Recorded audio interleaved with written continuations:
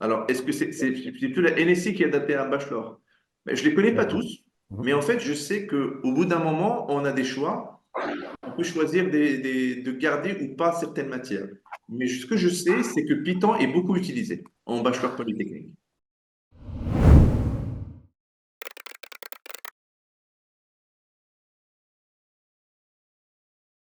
La réponse est non.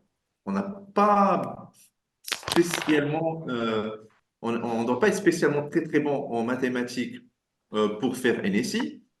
Par contre, il faut être très logique.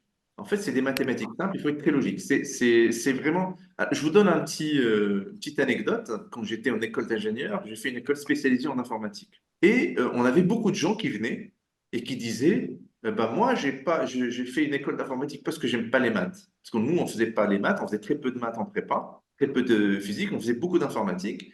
Et les gens venaient parce qu'ils aimaient pas les maths. Et ben, ils étaient vraiment brillants, même s'ils étaient pas, enfin, ils avaient l'impression qu'ils n'aimaient pas les maths, mais je pense que c'est la manière dont les maths sont enseignées qui ont fait que ces gens ont pensé qu'ils n'étaient pas bons en maths, alors qu'ils avaient le côté logique, ils avaient tout le bagage intellectuel, toute la façon, tout le, intellectuellement, ils devaient être bons en maths.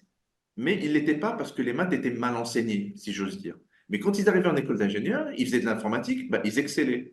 Donc, pour moi, voilà, ça n'a pas de rapport.